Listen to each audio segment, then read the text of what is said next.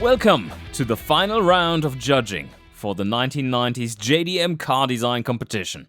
In this design competition, we asked the Automation Discord to design a JDM car from the 1990s, a very wide-ranging design prompt to say the least. From sports compact coupes to stately sedans, off-roaders and more, we saw it all in the record 135 entries we received for the competition. From those, the community voted to choose their 12 favorite entries to advance to the final judging livestream. In this video, we will first go through the non-finalist entries in a quick presentation. Then we will join Cone Dodger and Jordan from Monster Motoring, two of our fantastic content creators, along with community admin Crane and our community manager, Mr. Chips, as they evaluate the 12 finalists from this community challenge to find our winner. Enjoy!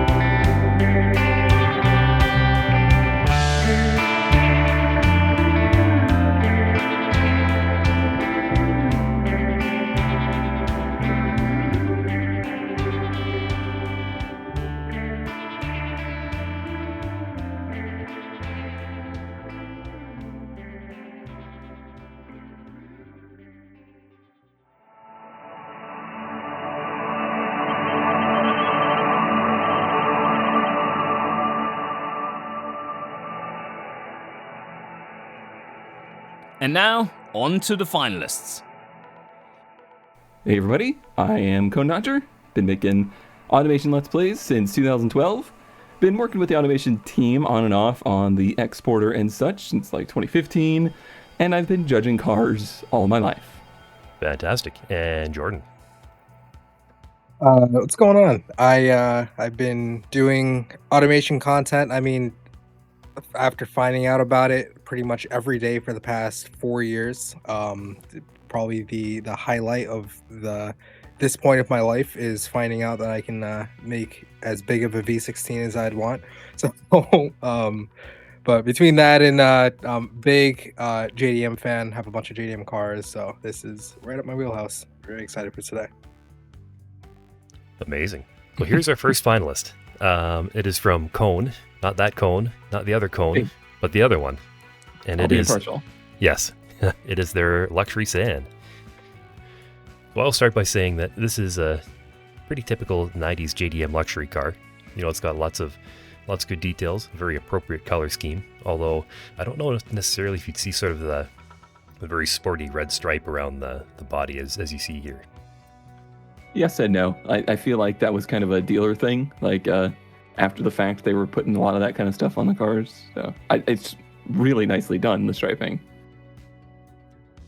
Yeah, I like the striping. I'd argue it's a little sporty for what this seems to be doing, but that doesn't mean it's not nice because it is well done. It does fit the color as well, really well. All the way around, it's very cohesive.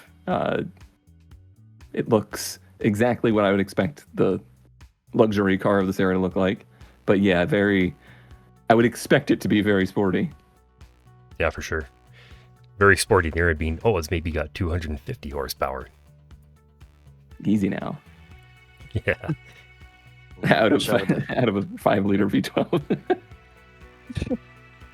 Yes, Yeah, it we almost swear. seems like it could be it has like a JZX variant or something. Yeah. Oh yeah. Excelsior. That's a very fitting name. Type X. Oh, you know this is some serious stuff. Oh yeah, so it's definitely sporty. If it's Type X, we're talking. Yeah. I would say way out there. The badging is maybe the only thing that's a little off theme. The badging doesn't scream luxury too much. Yeah, I kind of agree. Like something that car manufacturers often do is that they'll have the badge itself on the front of the car, and then the back of the car you'll just have the letters. But I think this one seemingly has both on the back. So it's got just the badge on the front, and that looks great. Mm-hmm. But on the back of it, you've got both of them like next to each other by the look of it, and that's a bit much, maybe. I think between that and the only other thing that's kind of holding me back and giving it more points is the line from the front bumper and the side skirt. If you look at the rear bumper, it goes up quite a bit, probably about 4 inches or so. It kind of looks like it has a bumper cut. If you go to like the rear 3/4, rear left, yeah. Oh yeah. Yeah, it kind of does a little bit. I don't know if that's necessarily something that might just be something unavoidable with this body, but I mean, there's still kind of some ways you could fuss around and avoid that a little bit. It's a lot of work, but it can be done. But that's the sort of detail that separates sort of the good entries from the really good entries. So I think in terms of scores, we're doing our scores out of 10, by the way, for the viewers who are participating in this. I think I'm going to give this one a 7. Yeah, I was thinking the same thing, actually. Yeah, honestly, I was thinking the same as well. Now that you've got this photo up, I feel like the wing is a little too round for everything else being almost square. I can kind of see what's going on there. It's kind of trying to make a circle over the back of the car, but the taillights are almost completely square, apart from the edges of it, and you've got the completely straight line all around the car. I feel like the wings it's a bit round. Yeah, a little bit. Yeah, I had gone down to a 6.5 on it, but the more you stay on this picture, the lower it's getting. So change it back to the other ones. Yeah. Move. There we go. Yeah, it's coming back up. There we go, yes. This is a really nice front end, though. I really like this. Yeah, it's got a great front end design for sure. I think I'm gonna go with a 7 as well. There's a lot of stuff that I do like.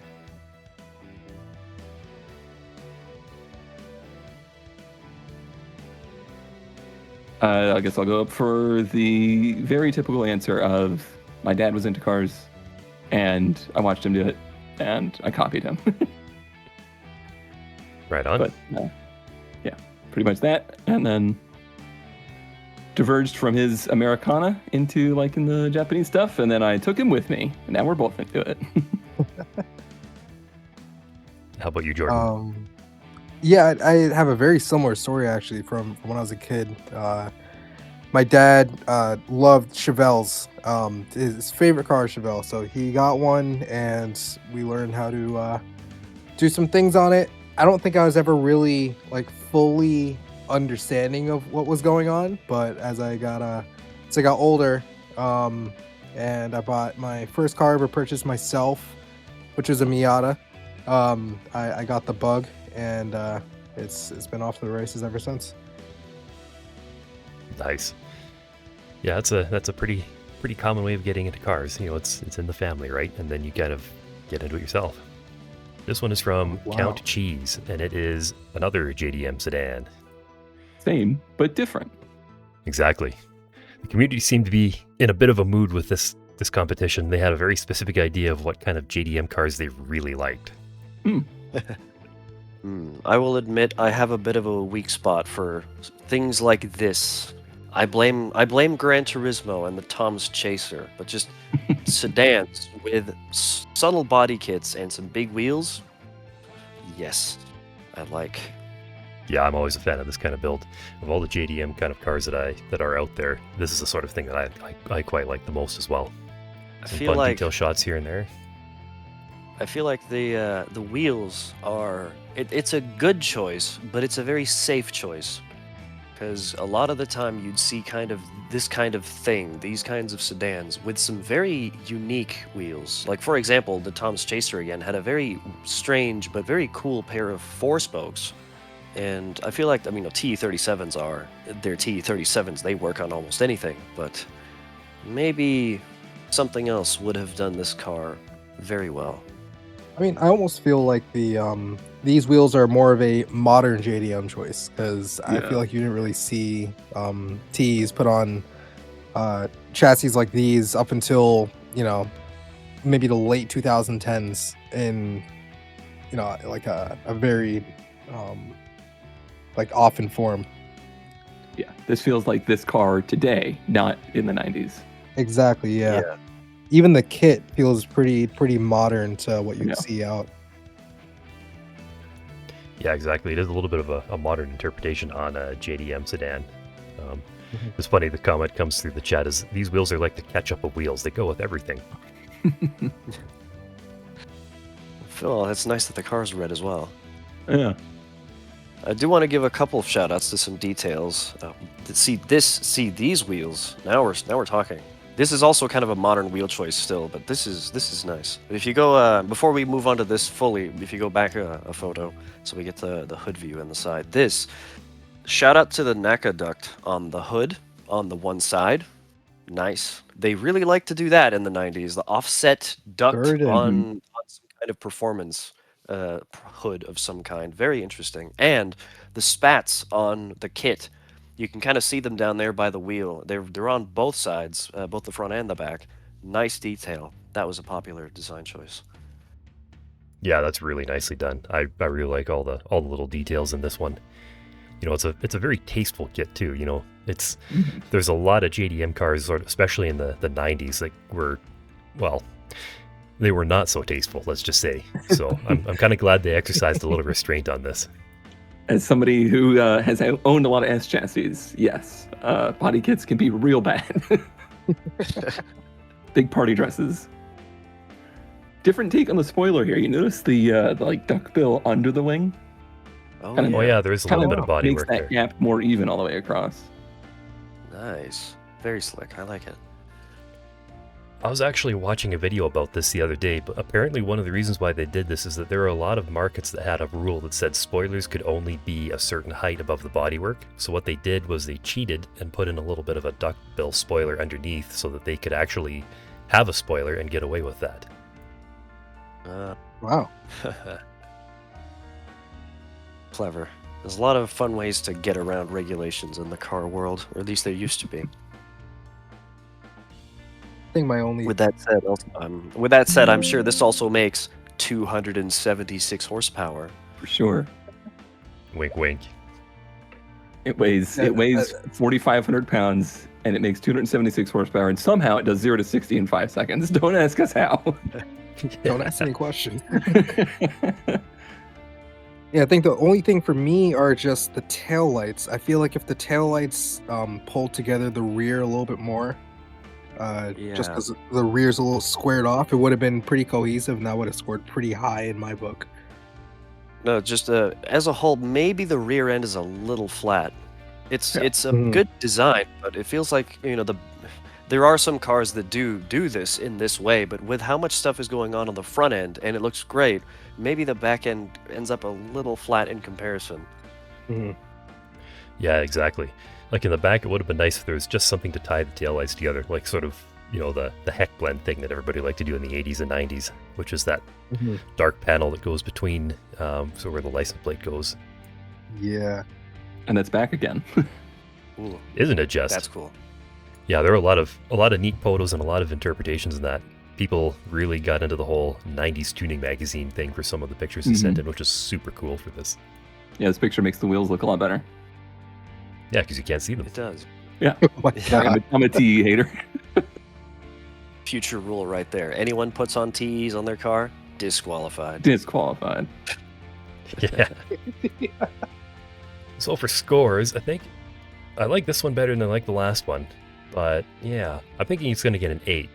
I'm thinking 7. I'm still thinking 7.5. I like it more in the last one, but not so much as to still give it, like a 0.5. So I think I'm going to give this one a 7 as well. Fair enough. I am an outlier. I actually preferred the last one to this one. I felt like the last one was a more cohesive build. I loved the detailing front and back. So I'm going to go down to a 6 on this one. That is the beauty of this democracy that we have built.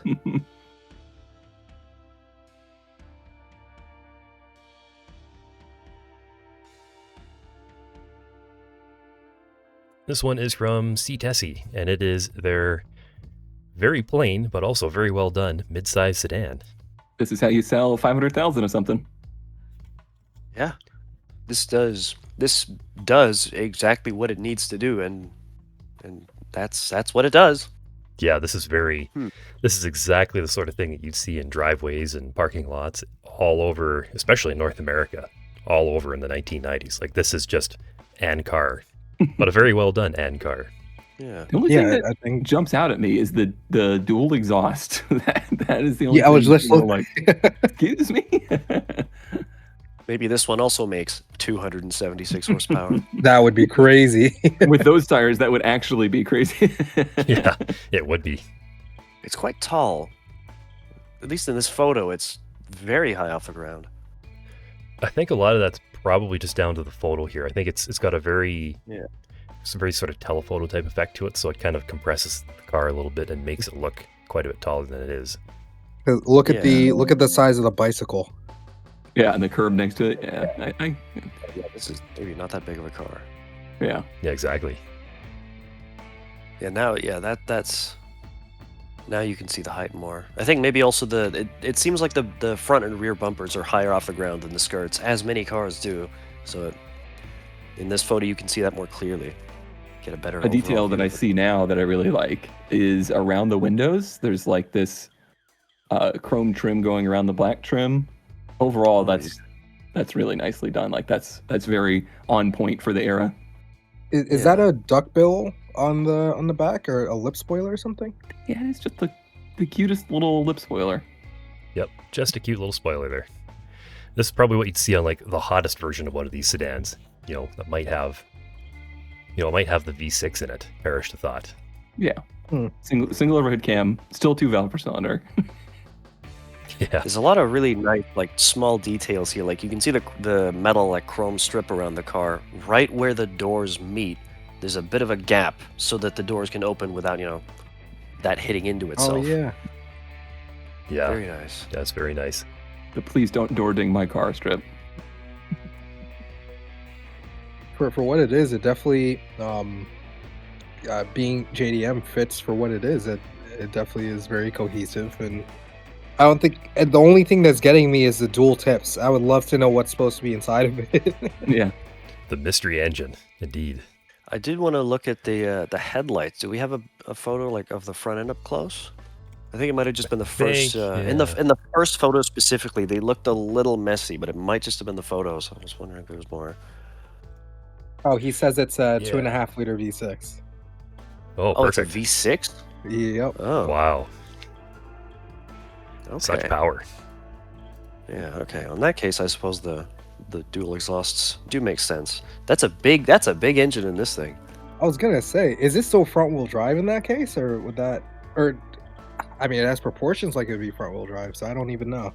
Okay, Front-wheel yeah, drive, yeah. front-wheel drive. Yeah. So it's front wheel drive. That's gonna have some torque steer. Yeah, Yeah, it's pretty cool build overall, I have to say. Yeah. I like it a lot. A lot of good detail in where the windshield meets the wipers. You got the nozzles, the way the mirrors blend in the trim. All of that is just really well done. Yeah.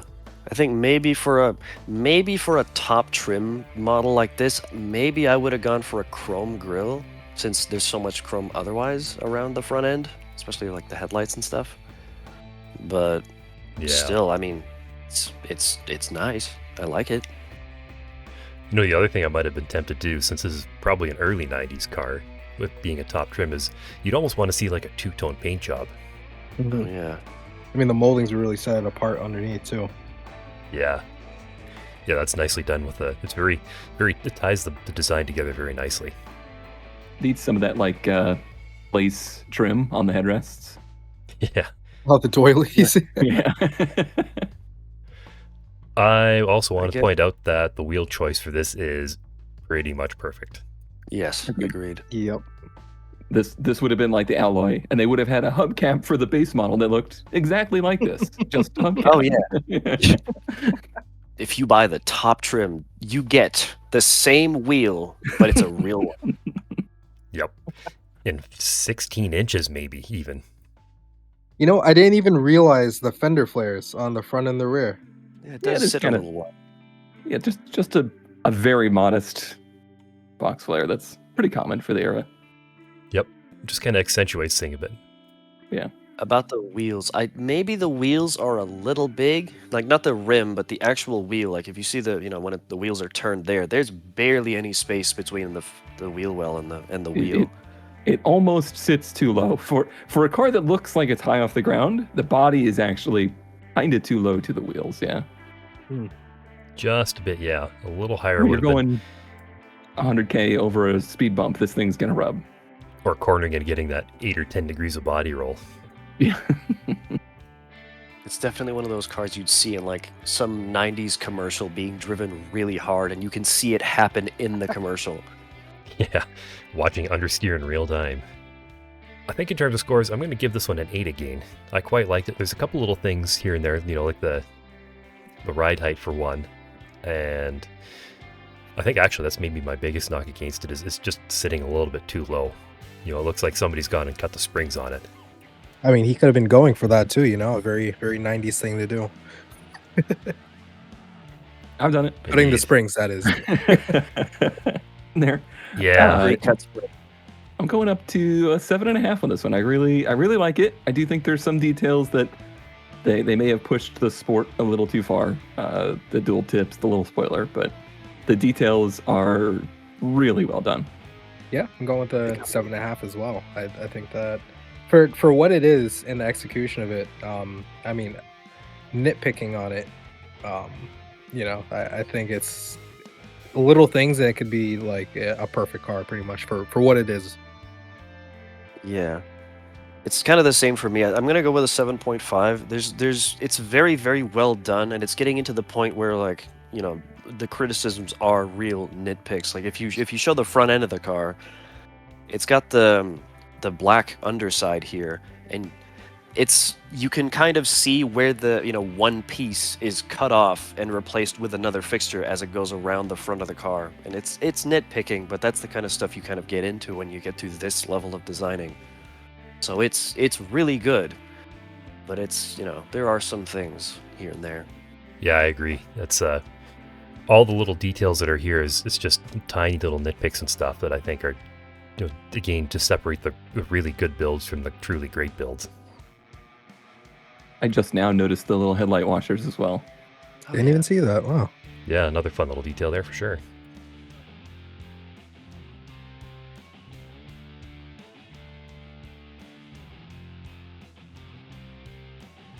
Oh no. Everything I own is a project. I have been restoring a 1984 Nissan Datsun 200SX for the last 4 years. It has been a monstrous undertaking for a car that nobody really loves, but I've enjoyed a lot. I am continually working on my 91 240SX. That is kind of my childhood car that I've kept along and do tracking and autocross and stuff with. Got a 2007 Saab 9.5 wagon that I am nursing along at 250,000 miles and continues to be my family hauler, and a 1967 F-250 ramp truck that hauls around my toys when things aren't broken. And I should also add, forms part of your Pinewood Derby track. And it does, in fact, form a large part of my Pinewood Derby track. How about you, Jordan? What projects are you working on that you're interested to share with us? Yeah, I actually, as of last night, so I bought a 2019 Subaru BRZ, very much blown up a couple months ago, and I pulled it out the shop last night, and as of right now, it is getting the rotary swap. So I have a fully Bridgeported, put together 13B REW out of a 93 RX-7. Currently, my guys are taking the engine out of the BRZ, and pretty much tonight, the rotary is going into the car, and the other one is going to get the 4-rotor. So we're going to be sizing it up. We are currently 3D printing a scale 4-rotor engine to make sure we have the spacing correct. So it should be a pretty big endeavor. Those both sound like honestly amazing projects. I mean, I've obviously been following along with your Blue 2-rotor that has been kind of a big deal for a while, and with this new project, actually both these new projects, it sounds very exciting going forward. Yeah, it should be very interesting. The only reason why I switched from the blue car is because when I bought the blue car initially, the previous owner somehow totaled it 5 times over. I purchased it after he just got it back from being fixed, and he immediately blew the engine. Was fed up with the car, and I had the idea to do the original rotary swap, and I'm like, I just need a vessel for this engine to sit in. So, but turns out when you put a lot of grip through a car and a lot of power, things tend to twist, and when it's been totaled 5 times over, things have been twisted in ways that cannot come back from. So Yeah, no doubt. Always good to start with a good platform to build your projects on, that's for sure. As amazing as the 90s JDM legends were, strong they were not. A lot of them are very much so on the razor edge of being too thin. Even the modern cars are just a little bit. You know, it's all that engineering that goes into it. Yep. One of my favorite parts in the 240 is whenever I really started like competitively autocrossing it, and started putting like slicks and really good tires on it. I would notice in the slalom, I could hear the roof above me pop back and forth through the slalom. Oh boy. This one is from Ellie, and it is their 90s JDM supercar. or probably more accurately, supercar killer, as they often were. Okay. I noted earlier that this is a body that we saw a whole lot of. I was pretty surprised how many times, but they've done a great job at making this look pretty darn unique.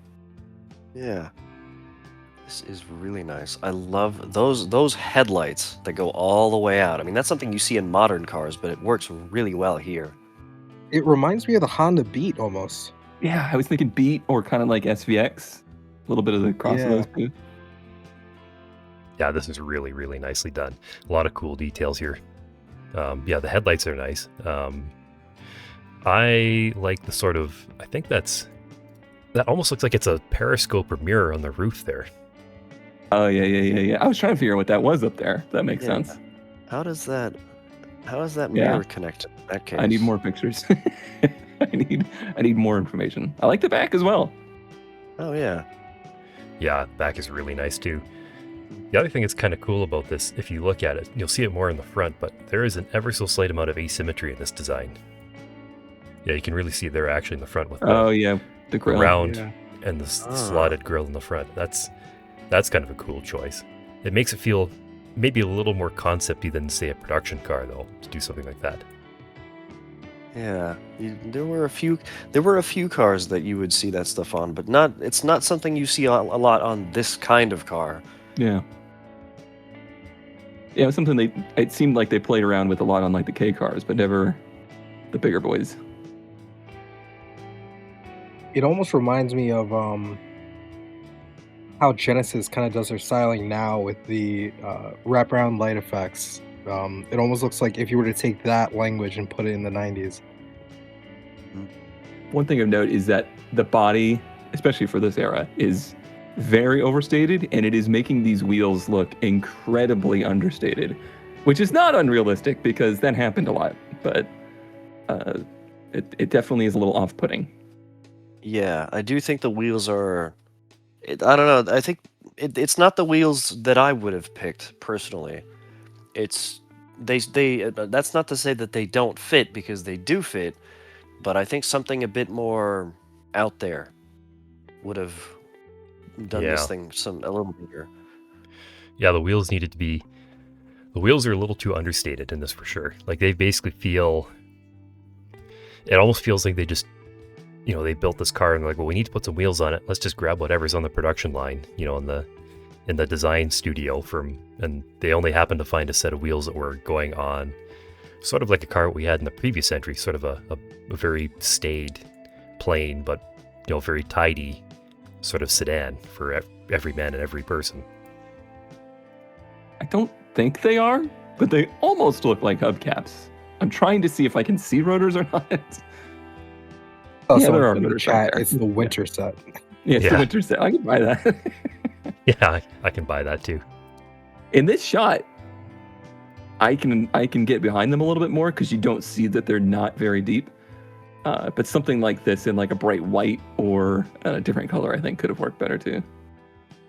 I think they might actually be white. It's just the lighting, I think, makes it look a little strange. Yeah, there's orange room. Yeah, there's a lot of the actual shape of this car. I really love. Yeah, it does have a nice shape. Yeah, there's a lot of great details in here. I really like the choice of door handles too. I mean, that sort of round, ovoid door handle. I mean, that's like 90s encapsulated for me.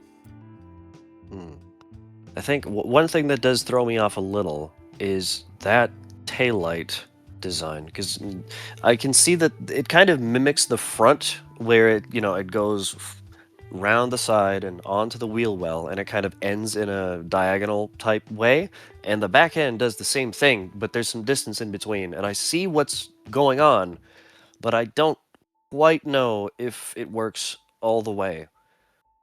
It feels very sharp for a car that otherwise is quite round. Yeah, it's a bit of an incongruous shape, isn't it? Yeah. It's certainly not a bad design choice. It's quite cool. It feels a bit like a sudden cutoff on a car that otherwise has just long lines and a lot of flow. I think the other thing too is it doesn't, like the shape of the tail light, it sort of mimics the shape of the rear wheel arch, but it also sort of doesn't at the same time. I think that's maybe another thing that throws it off a bit. Yeah, if it was a little bit lower, it would have almost copied it, but I mean, I know why it is that way, like designing cars on animation. I know why, but yeah, I do think there's some tricks they could have pulled with that to blend it in more. Yeah, if they had been lower as well, there could have been maybe some kind of plastic piece to tie it together along the side. Or alternatively, it could have been kept to this height, and then maybe there could have been some kind of plastic siding of some kind to go like over the wheel well and then down to act as maybe some kind of, dust shield, essentially, that some cars did. This picture gives it that like Targa all glass roof too. I really loved. I know Targas are a nightmare, but I really loved the look of them. Yeah, agreed. Yeah, it's a very cool car, that's for sure, and a cool way to present a car too, like this. I should also point out too, like the photos in this are quite good. Like I quite like them. They, they show off the car quite nicely. There's a little bit of flair to them, but they're not so. It's just a nicely composed photographs all around. Yeah, I just want to point out, because I said in the beginning, if you've got a black car, don't put it in a black background because it's going to disappear. But that doesn't mean that it can't work with other colors. Like, this is orange on orange, but it still pops. You can still clearly see there's the car, and you can see basically all the details. It's very these are well composed photos. Yeah, a lot of work went into the lighting there to give the shadow backdrop to this to make it pop. Definitely. So in terms of scores, I am thinking I'm going to give this one an 8.5, just because I think the wheel choice is maybe not the greatest, as you guys pointed out, and again, now that I see more of the rear taillight hijinks going on there, it's a bit hard to unsee for me. So it's a very good design, just with a couple little details that are not quite there. I'm smitten. I'm going all the way up to a 9. Maybe it's the orange. I don't know, but I really, really like this one. Yeah, I'm gonna go to an 8 on this one. I do really like it. The shape is nice. The photos are nice. It's got a lot of good stuff going on. Unsure about the tail lights, and unsure about the wheels. I would say the same. Gonna go with an 8 on this one. Nice.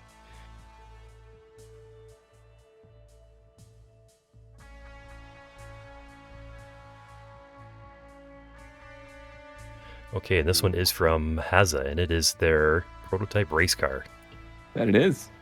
I'm going to start off by saying that this is an excellent build. However, is it really a 90s JDM car? I mean, it is a race car, and it is very 90s, but this could be almost anywhere in the world kind of car, rather than just specifically 90s. I mean, obviously, apart from the sponsors on it.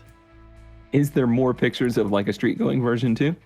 There is not, unfortunately. It is just a race car. Yeah, because that was one of the absolute best thing about this era of prototype race cars was you can do it, but you got to build some cars. So we got like the cool, R390 and things like that. I would love to see a street version to go with this. Yeah, for sure. Yeah, especially later on in the later era of like stuff like Group C and the GTP stuff, where they basically said, yeah, you can go racing, but you got to make one road car. Yeah, exactly. And like if we had this as the road car version, I mean, I'd be just blown away by it, because I guarantee, with the way that they built those cars, as Sakreen was alluding to, it would have been spectacular. Yeah, I will say that the rear is maybe not quite as overwhelmingly nice as the front is. No, because the front end really is that. I mean, that's some really, really great design with those, especially with those headlights and the contained mini grills almost. Mm-hmm. That's a really cool design right there. I don't know. I don't actually know if I can't quite see if it's a grill or whether it's just kind of a headlight bezel type thing. But either way, it works a lot. It really works. I think it is actually a grill, like for a radiator or oil cooler or some sort of cooler up front, because it doesn't look like I haven't actually gone through all the pictures of this recently. I don't believe like that it's got a different sort of airflow pattern to the vents along the sides, which are very obviously to give downforce. I don't mind the back as much. It's the taillight panel for some reason that's really throwing me. The taillight panel looks like a more modern GTP car.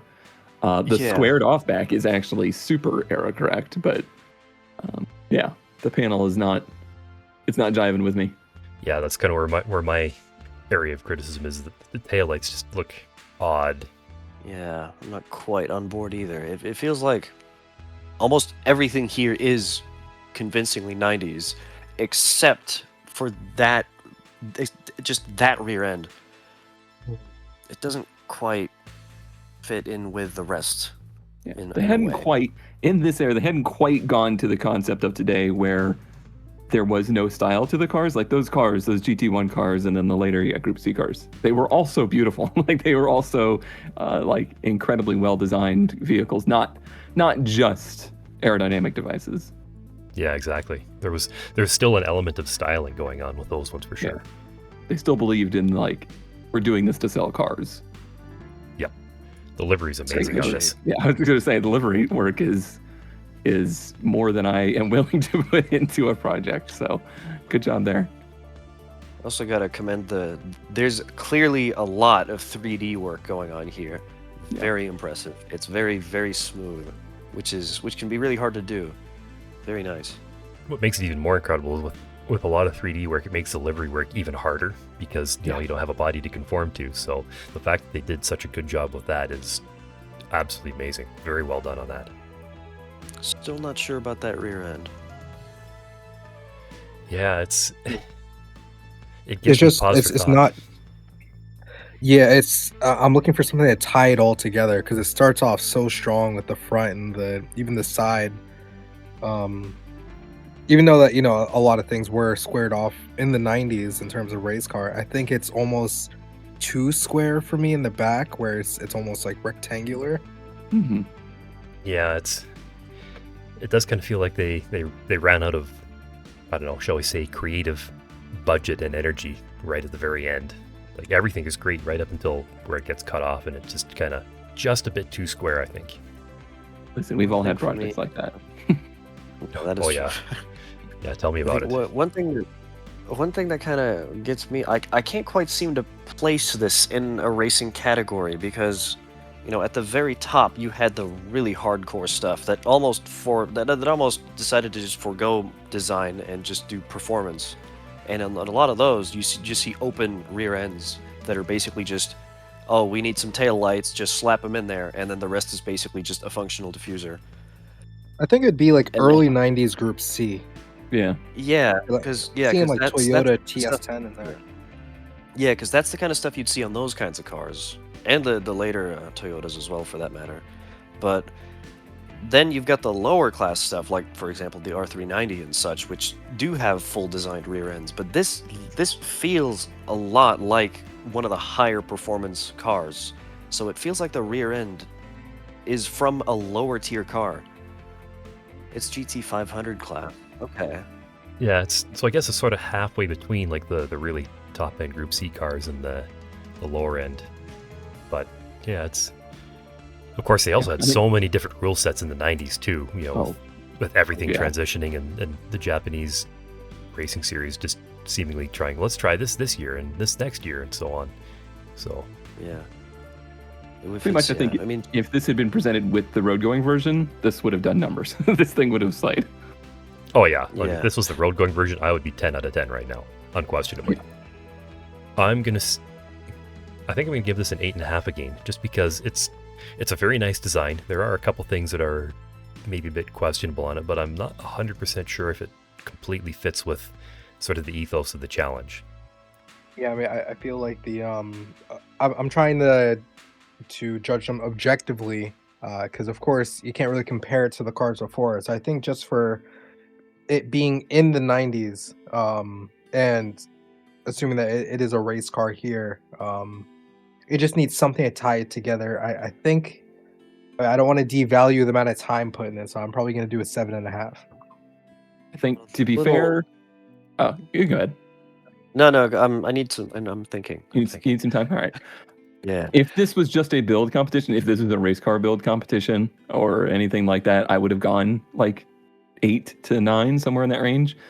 But for the competition that this was, I'm going down to a 6 because it's just really not what was billed. Harsh but fair. I think That's me. I like it a lot, but it's a little confusing to me because it's, it was said in the chat by the creator that it's a GT500 car, and the GT500 class is famous for allowing basically anything.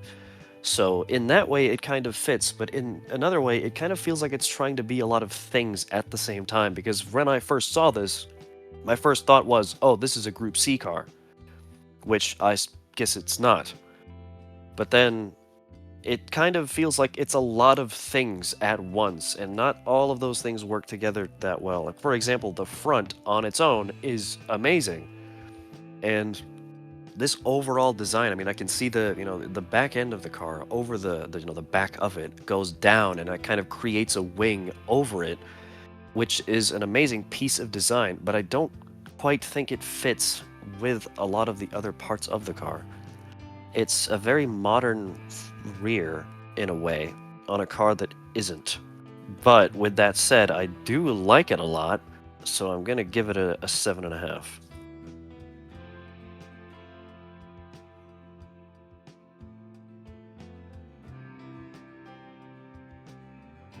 And this one is from Kartoha, and it is another JDM sedan. I would not have gone into this thinking we would be looking at a lot of sedans, and I'm happy about it because in previous JDM ones, there's been a lot of sports cars. Yep. Like I said at the start of this, the community was very much in a mood for what they wanted in a 90s JDM car. So there's kind of an ongoing theme here with a lot of the finalists. And this one I quite like it, actually, overall. Okay. Those taillights are very nicely executed. Yeah, I think a rare case of the rear end is actually working better for me than the front. Yeah, a little bit. I very much don't like to compare automation cars to real cars, but I cannot get Dodge out of my head. I know. I was seeing it too. I was trying to not see it. But with that said, with trying to get that out of my head, this is really nice. I mean, this is really nice. Those taillights, like you said, this is really excellent. Like, from a design standpoint, from a quality of design standpoint, this is fantastic. There's a lot of really fun little details too, like the script on the side and the ever so slight little wing over the top of the rear window. I mean, that is just absolutely seen a sporty sedan of the era. And just the cutest little cutout in the rear bumper, just ever so slightly giving you the impression that it's sporty. I loved this era of tipping, just getting their little toes into making the design stylish, and it creates this kind of really aggressive looking sedan. If you pull the camera around to the front, I wanted to comment on something, because it has these very subtle spats on the side, on the front bumper there, which then go under the front vents. That is really nice. Yeah, that's a very keen design choice, because that was something that they had to do in the era when they were trying to do this kind of stuff, because if that went all the way across, this would have been eating every curb. Yeah, that's a really nice, a really considerate design choice for sure. I like that. The one thing I will say that I'm not too much of a fan of, and it's the more I look at it, the more I can't unsee it, is what's going on with these door handles. Ooh, yeah. Yeah. Yeah, they stick out quite a bit. They're kind of squared for what this, at least the little piece that they sit on is quite square. Yeah, it's almost as if they didn't pop out so much. If the plate of them didn't pop out so much, it wouldn't be bad. Yeah. Yeah, I think that's kind of my main knock, is that they just protrude, especially with the plate, just a little bit too much. But I appreciate the nod to left-handed people, though, putting the keyhole in front. Thank you. Shout out to the lefties. I didn't even realize that. What is the light on the hood? What are the little orbs on the hood? Didn't they have parking lights on the fenders for cars? Yeah, I think that's exactly what that is. Okay. I see it now. I thought it was just camera reflection at first, but now I can see what it actually is.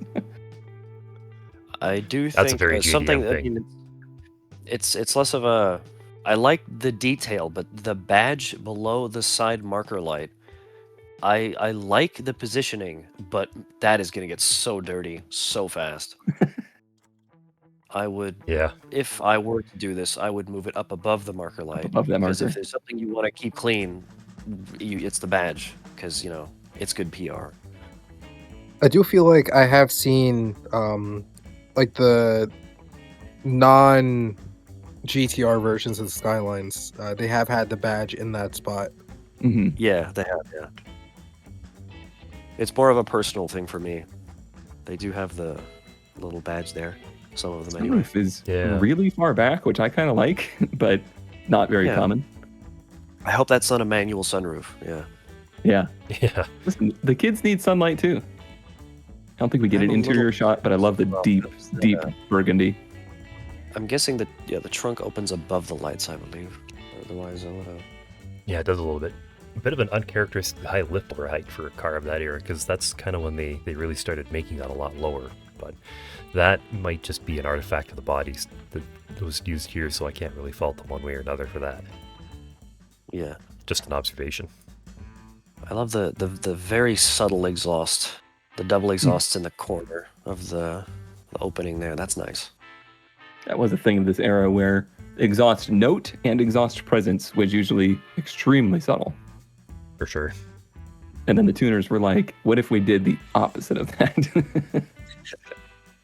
Interesting to see they chose the modern plates, the light up version that you see on Japanese cars these days. So I guess this is an old car with modern plates on it. How are you going to open the trunk? The spoiler is attached to the outside. Oh, yeah. Oh wow! Classic blunder. Yeah, just a little bit. I mean, we can kind of hand wave it away perhaps, or we could have hand waved it away, I should say, if there was sort of obvious attachment points on the trunk, and you could just say, some other "Oh, strut. it's just there," and it doesn't come in contact with the body on the actual body. But in this case, They're like, there's a stay in the middle, but the middle is not going to do it. It would need them out at the edges where the... According to Kurtoa, the creator who is with us here, apparently there is a stay in the middle. It's not visible due to the angle of the photos. Okay. So You it can kinda see doesn't mount to the sides, I guess. Yeah, I actually, suppose not that. you can just see it here in this shot. It looks like it's very, very hard to see, but it is there. So I guess we don't have to disqualify this and then ban you, Kartoa, for that. So No well done. DQ today. Solid wheel choice. Again, a little too low, like tire a little too close to fender, but the wheel and tire choice is on point. Yeah, very nice wheel choice on this one, because this is like right in the era where they were going from the really round stuff to the somewhat square stuff, and the wheels do the same thing because they're kind of rounded but not quite. They're a bit squared, and it works really well with this. Can you show the other side real quick again? That one there. Okay, or- the wheels are asymmetric. Oh yeah, so they are.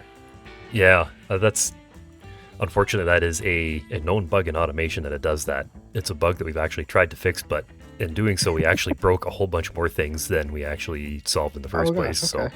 So, yeah, it's something could we're going to make- look into. But You could make a it's- whole chapter in a book on automation about that. We Oh, yeah. fixed a thing and it broke everything else. That's just software development in a nutshell. You fix one bug, and instead of having 99 bugs, now you've got 130. So, I feel you. yeah. I do like seeing cars that have the asymmetrical wheels in real life, where people have put like the wrong side wheels on a car where they have twists. It's always a nice thing to see, to laugh at. The one you always see is people with this, not a JDM car, but those like the 993, 996 turbo twist Mhm. wheels. That's the big one Yep. that you see always backwards. One that had similar wheels to this is like the Preludes. They had twists like that were cast different for each side, and yeah, they'd commonly be backwards. Yeah, actually, I do remember those two now that you mention it. I know exactly the wheels you're talking about. And yes, you'd see them. Sometimes you'd even see people, if they're really playing around, they'd have one wheel going one way on the front and one going the other way on the back. I never knew if they were playing or they just never noticed. Bit of both, perhaps. I think I still just something about the headlight and grill combo just doesn't work for me. They're too squared off for this body. But other than that, I really like it. I think if it had a different. Oh, you can go. You're good. I was just gonna add on to that the fact that I agree in the sense that it makes it look a little too American. Mm-hmm. And Japanese cars have, for a lot of the time, liked to copy that kind of stuff, but this ends up looking American in a way. If you really look at it and continue staring at it, if somebody told you, oh yeah, by the way, this is American, then, oh yeah. Yeah, the first thing I looked at when I saw it initially, if the grill was slightly different, I can see kind of like S14 in it, facelift. But because the grill is the way it is, I immediately saw a 2000 Chevy Impala. Oh yeah, yeah, it's got some Americanness to it. I mean, maybe it'll be popular in American military bases. Yeah. Yeah, when I looked at this, first thing I thought was, and this is going to be sort of dating me a little bit, and also some elite ball knowledge, as they say, it reminded me very much of like an Eagle, that sort of weird captive import brand that was around in the 80s and 90s. Well, in terms of scores, Eagle. Sorry, somebody in chat saying I love Eagle is very funny. It's actually hilarious. I love Eagle. I love badge engineered cars. It's funny they're talking about it, being all, the chat's talking about it being all Mopar and stuff. Eagle was actually a Mopar brand after a fact. Yep. So, neat way to tie that all together. Anyhow, score-wise, I'm going to give this probably, I'm struggling to go between 7.5 and 8 on this. I think I'm probably going 7.5. Just because the front end is it's so weird too, because usually with automation builds, the front end is better than the rear, but in this case, it's the opposite. I think for this one, I'm going to go with an 8. Mostly because of personal experience, because I see you, Kratoa, in the chat. Making an automation car is a whole process, and there are many ways to do it. But a lot of the time, at least I've felt, you will make something, and then you will work on it for a long time, and you'll be really happy with it, and it looks great, and then you'll step back. Oh shit! This doesn't look quite like you wanted it to. Yeah, I know the feeling. Oh yeah. And sometimes it's hard to see it yourself as well. I've felt that many times, and I feel like might be what has kind of happened here, because this is, by all means, an amazingly built car. It's got so many nice details, like the skirts going in under, the parking little lights there, the wing, which you almost got banned for, but then had an explanation for. But there's just so much really, really, really good stuff here. I know how it is to build cars, so I'm going to give it an 8. I appreciate the craft behind this. It's very, very well made. Yeah, I'd have to agree. I mean, the overall design of it's very cohesive. Nothing points out to me that's something that's like this is the reason why I'd knock it down or anything like that. But the thing in the back of my head is just the front end, like everyone else has said. It's looking at me as one of those things that once you see it, you can't unsee it. So I'm gonna pick a 7.5 for that.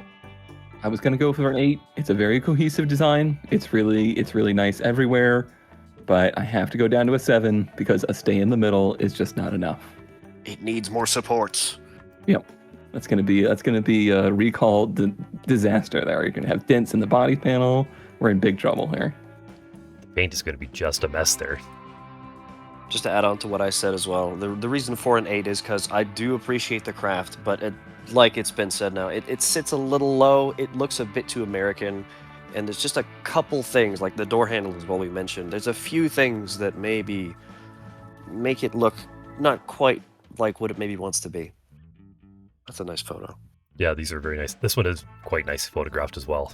I mean, it's kind of a trend you'll see with a lot of the a lot of the finalists here is that they are very nicely photographed, even if there might be sort of details or whatnot that you might not necessarily like. You can't fault any of them for the quality of photographs they sent in. Definitely.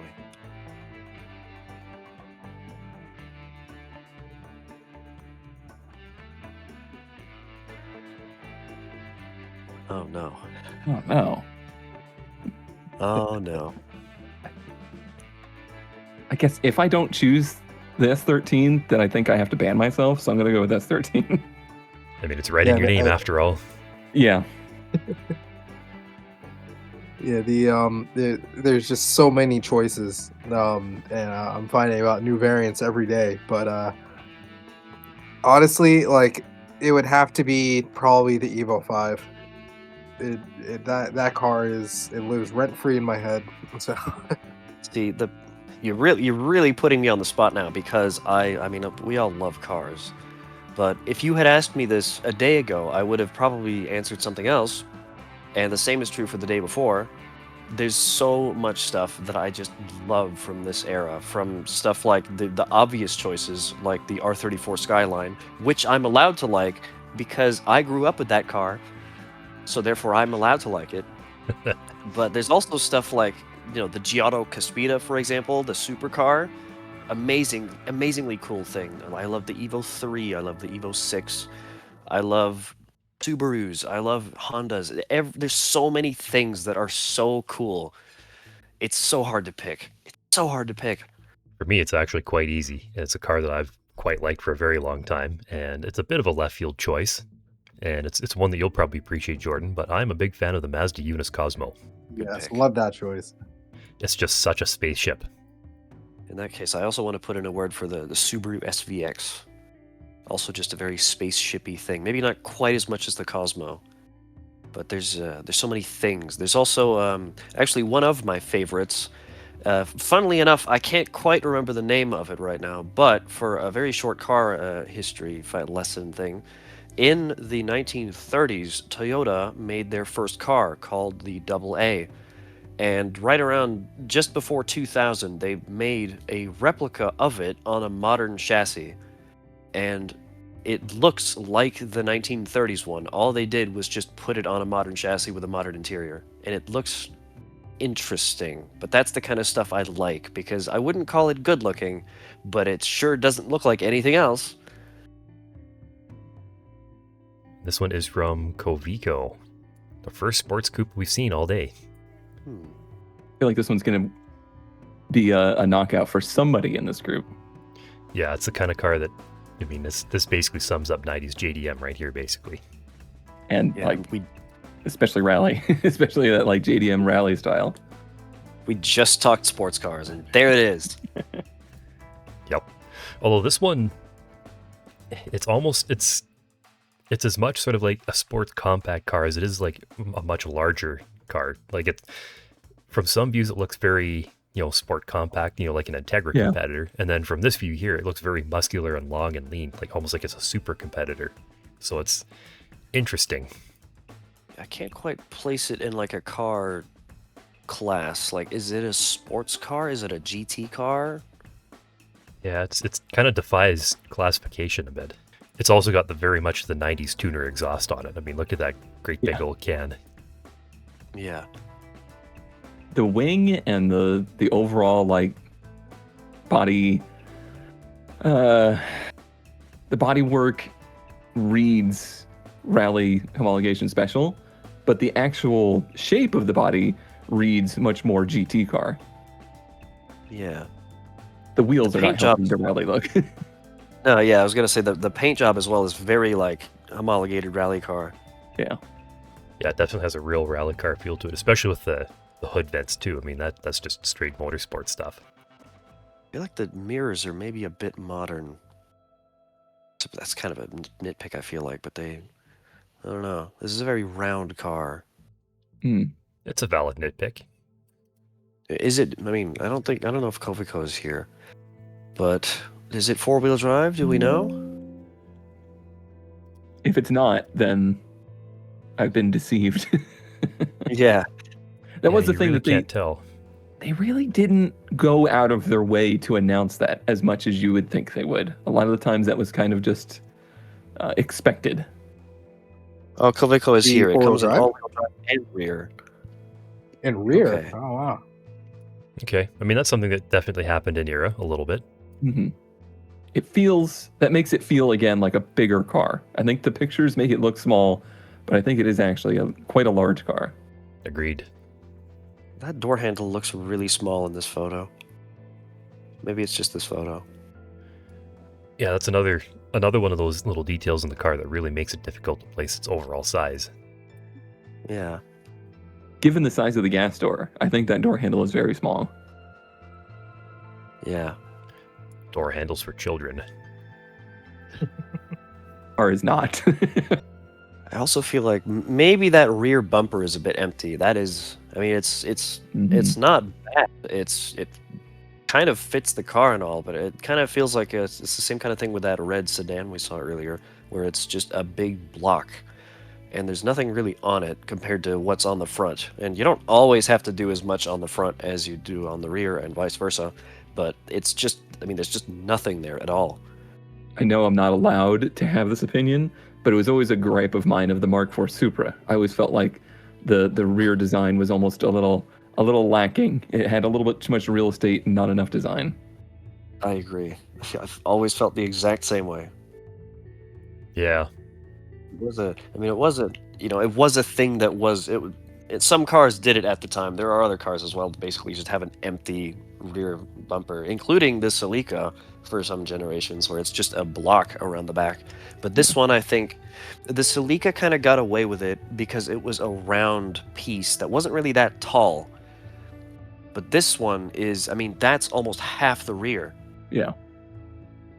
And it's being contrasted by really nice taillights, a duck-billed spoiler on the trunk, like built in, and then this very detailed three-piece wing up top. So it's like you're getting a lot of detail and then vast space. Yeah. I am going to actually say for the record that I'm not really a fan of the taillights on this. I mean, I kind of see what they're going for, but at the same time, this feels like, and this is going to absolutely ignite a firestorm in the chat when I say this, but this feels a lot like the stupid American taillights where it's just everything is one color and all of your lights are all one color. Yeah. Functionally, I do hate that. Visually, I really like this. All red taillights on a red car, I do think look quite good. Good question from the chat here. Where are the reverse lights? Yeah, that's kind of one of the things I was alluding to, is that it doesn't really look like there's any obvious reverse lights here. Could have been in that nice void bumper.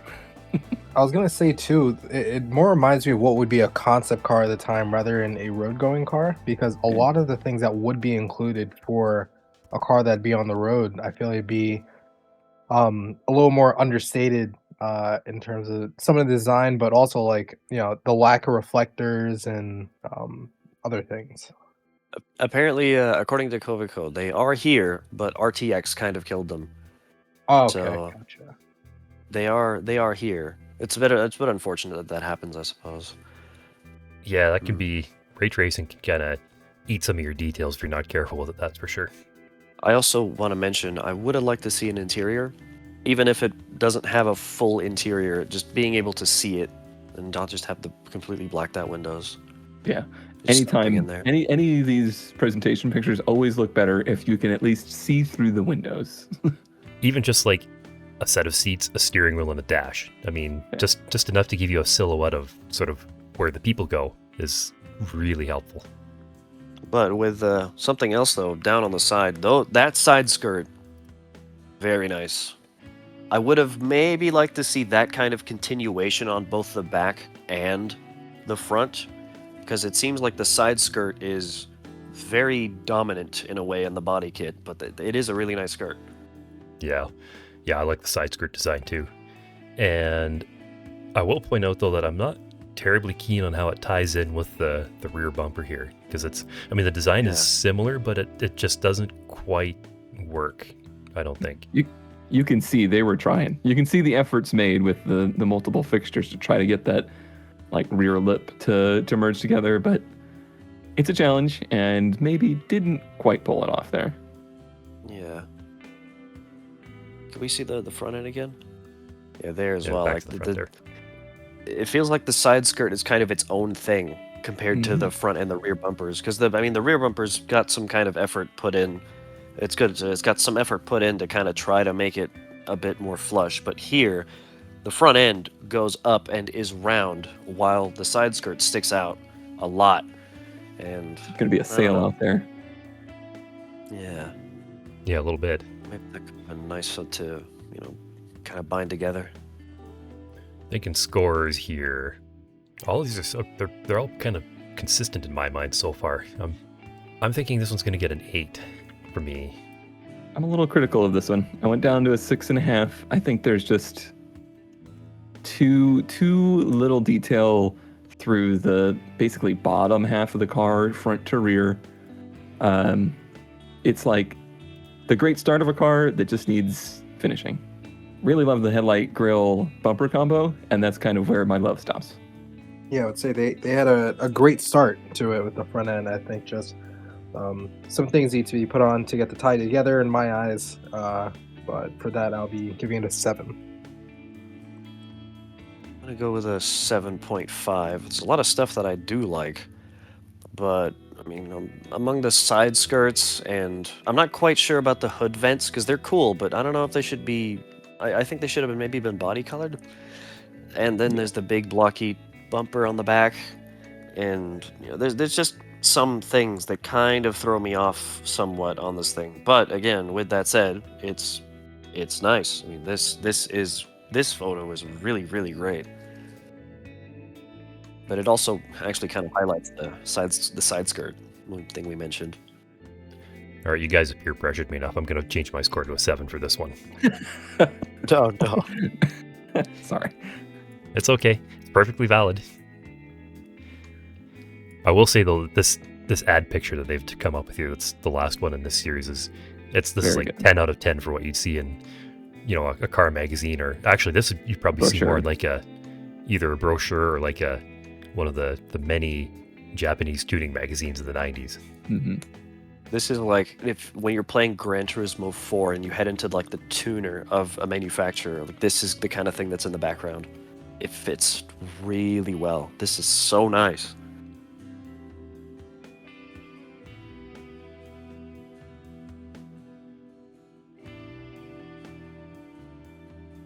This one is from Luminescence, and it is another sports prototype. Interesting that these were getting voted up. I mean, they are super high effort builds, so that kind of helps for sure.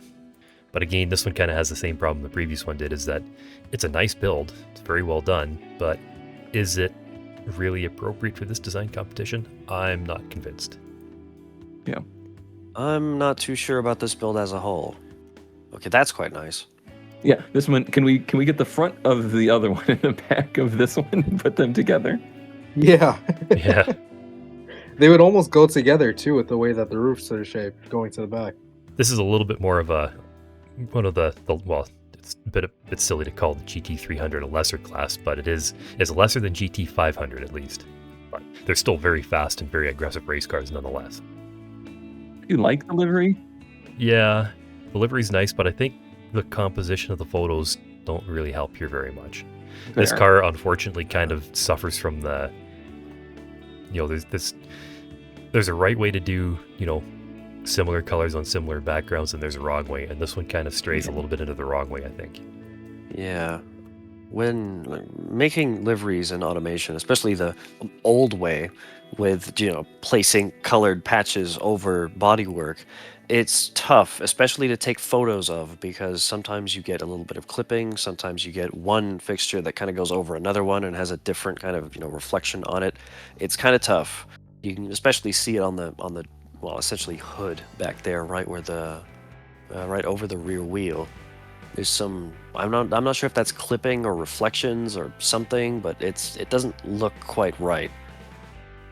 I think it's mostly reflections, but yeah, the Z fighting is going to be a constant issue with stuff like that, and I try to just ignore it as much as possible, because it can't really fall builder for that. I mean, there's things you can do to help mitigate it, but it's not completely preventable either. Yeah, I am very much a mitigator, and therefore it's making me see it. It's the same thing with the front bumper as well. If you bring the photo of the front end back in, there's like right under the headlight, you can see that the coloring from the bumper is clipping up where it should, the body should be white. The line goes there, but there's some that doesn't quite follow the line. This is as raced. It was just a little body damage there. Oh yeah, it hit something. Yeah, fair enough.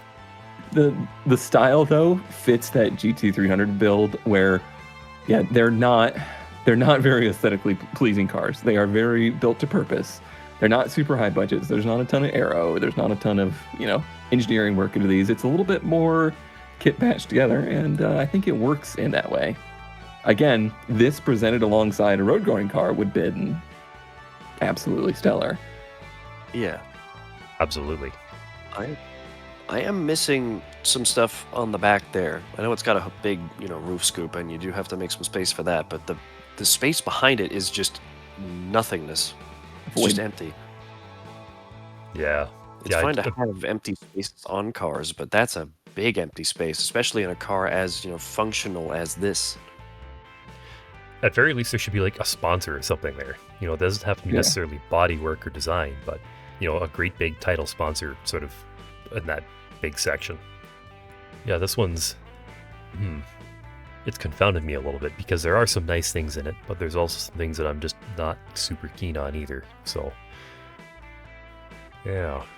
I also think this livery is a cool idea, but a deep brown color against a black backdrop is making parts of it disappear. If you bring the photo of the back end up, the wing is it's going, and it's gone. Yeah. And that's kind of what I was referring to with the similar color background, similar colored car. This one kind of leans a little too far in that direction. I think if this car was photographed in maybe not a white room, because then the white parts would disappear, but if this was photographed, say, on the racetrack HDRI photosphere, I think it would have turned out a lot nicer overall. Yeah, I think it probably would have just visually worked a lot better too in situ rather than in a showroom. I think in terms of scores, I'm probably going to give this one a 6, just because it's got some neat ideas, but it's not super appropriate for the challenge brief, and it's also got some things in it that I'm not really keen on, unfortunately. Do we have any more photos? Or was that it? We got a few more here. Ah. Again, another nice little ad / Gran Turismo style backdrop screen. I'm torn because I feel like this one I can feel a based car to this. Like I can feel what kind of car they would have cut up to make this versus the other one felt very much more so like bespoke, one-off kind of deal. But I liked the construction of the other one better. Like I thought that one was, more refined in the way it was put together. So I was going to say in the grand scheme of things, if this was a JDM race car challenge, I think it would be it would rate higher in my head. But I think given the parameters of what the challenge is, and some of the things like the big thing that struck out to me on that picture previously, on I guess the rear engine shell or the hatch, you want to call it. It's very it needs something. There's something that it doesn't have. I can't put my finger on, but yeah, for me, I'd have to go with the 6. I'm also leaning towards this.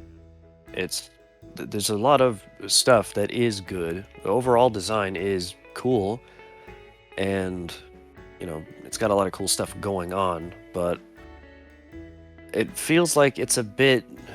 I mean, like Luminescence said in the chat, it's a little rushed in a way, and that, along with the photos, don't particularly do it any favors either. Because, again, there is cool stuff, like the squared-off fender on the front, cool, The overall shape of it, cool. The rear end is cool. The side intake, that's cool. But reflections and a little, the Z fighting stuff, and the headlights as well, in my opinion, are interesting, but it's always be careful using those almost the preset headlight bezel, shapes, because sometimes they can kind of, I don't know. At least personally, I feel like a lot of the time it's better to make a custom shape, because those tiny changes you can make often give it a bit more personality. Like if this car is super round, but the headlights are kind of egg-shaped, Yeah, it doesn't quite. it would have been. Doesn't quite match, does it? In a lot of ways. No, I think maybe a custom shape would have done it a little better. And also, again, the livery, not too sure.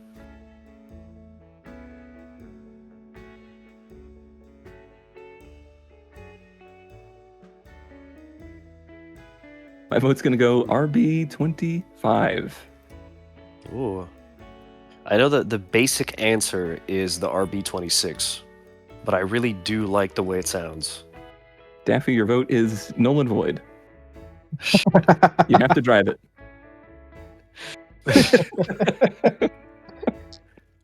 Oh, that's a low blow. Man. It has to move. Oh man, I might have to say like the 1J GTE non-VVTi. Ooh. There's a lot of good stuff. Like when JDM engines might not be the first thing to think of when you think like, oh, what's a nice sounding engine? But there are a lot of really good choices. I like a grotty sounding engine. I like something that sounds nearly broken. Honda's got a lot of good sounding engines, but I mean, I've always liked a nice UZ. I like V8s. I like big engines. That kind of growly sound. Yeah, the Japanese V8s are always interesting because they make the V8 noise, but then they're typically just so much smoother, so much more refined than you're used to hearing, that it is definitely its own unique take on it.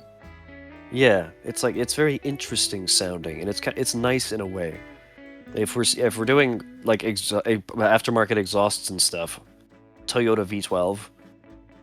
I don't think they sound all that nice aftermarket actually. Yeah, I know.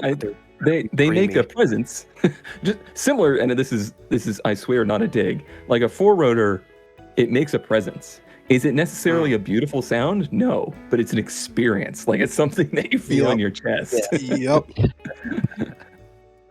Like in terms of rotary sound, I prefer three rotors to any other all day, no matter what. I think the absolute best sounding race cars I've ever heard was actually the RX-8 GTD cars, because they use the three rotor, and it was, oh my god, just the feeling in your chest when they went by, or the absolute explosion when they were downshifting into the turns was just godly.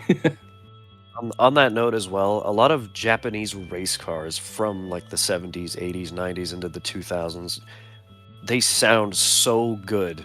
They just sound like you can just kind of sense the immense amount of power that is going through those engines. Stuff like, things that were made by Nissan, Datsun, Toyota, obviously.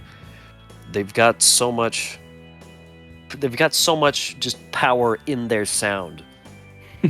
HSV V10 as well. That thing is crazy. I mean, it's a bit new for, now we're just talking general sound anyway, so I suppose it's fine. That thing is also very, very crazy. Here's a bit of a left field answer for you. For me, a Honda Vigor with its inline 5 engine. Yeah, the inline 5. It's unique. It's definitely, even amongst 5 cylinders, it's pretty unique. Yep. This one is from Sure As Can Be, and it is very much a 1990s tuner sports coupe kind of car. Can't tell yet, but is this our first pop-up headlight competitor? I don't believe so.